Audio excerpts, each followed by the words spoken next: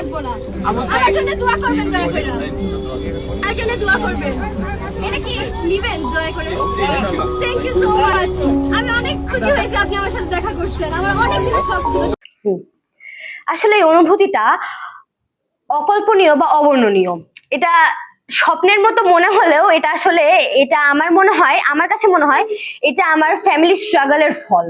আমার দাদা মরহুম আলহাজ আব্দুল হেলিম মন্ডল ছিলেন বিএনপির প্রতিষ্ঠা সেক্রেটারি হবিরবাড়ি ইউনিয়নের, এবং আমার বড় চাচা, আমার বড় বাবা মেনলি যে, তিনি ছিলেন বর্তমান ময়মনসিংহ যুব দলের সহ সম্পাদক এবং হবিরবাড়ি যুব দলের সহ সভাপতি। আসলে আমার মনে হয় তারা এই যে 15টা বছর বা তারও আগে থেকে যে স্ট্রাগলটা করে আসছে, এবং বিএনপির সাথে আমাদের যে রক্তের বন্ধন, সেই রক্তের বন্ধনের টানেই আজ তারেক জিয়ার সাথে আমার দেখা হয়েছে। এই যে রক্তের টান, এই টানেই আজ তারেক জিয়া আমার সাথে কথা বলছেন এবং আমাকে দোয়া করে দিচ্ছেন।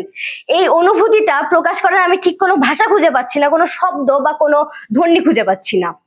এই অনুভূতিটা সম্পূর্ণই অবর্ণনীয়। আচ্ছা, তারেক রহমানের সাথে দেখা করার ইচ্ছাটা মেনলি আমার পরিবারের থেকে আসছে।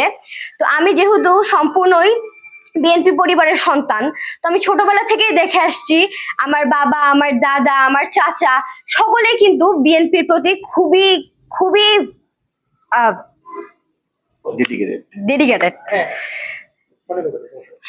এবং তারা সারা জীবনে বিএনপির জন্যই কাজ করে গেছেন।